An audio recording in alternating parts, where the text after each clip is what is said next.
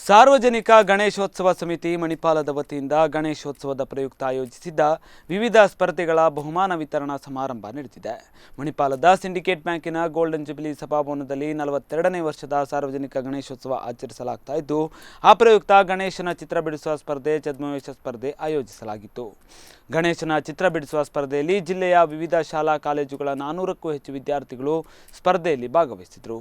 ಸ್ಪರ್ಧೆಯಲ್ಲಿ ವಿಜೇತರಾದ ಎಲ್ಲ ಸ್ಪರ್ಧಾಳುಗಳಿಗೆ ಸಿಂಡಿಕೇಟ್ ಬ್ಯಾಂಕಿನ ವಲಯ ಕಚೇರಿಯ ಮಹಾಪ್ರಬಂಧಕ ಭಾಸ್ಕರ ಹಂದೆ ಮತ್ತು ಸಿಬ್ಬಂದಿಗಳು ಬಹುಮಾನವನ್ನು ವಿತರಿಸಿದರು. ಎಲ್ಲ ಸ್ಪರ್ಧೆಗಳನ್ನು ವಿವಿಧ ಭಾಗಗಳಲ್ಲಿ ಆಯೋಜಿಸಲಾಗಿತ್ತು.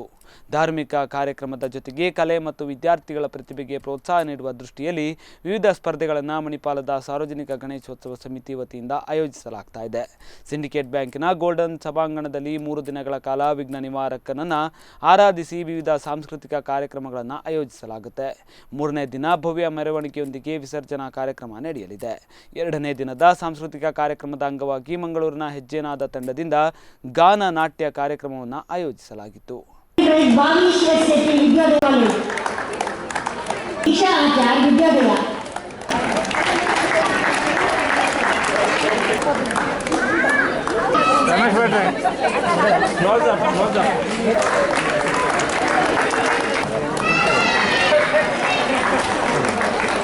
Manyakal.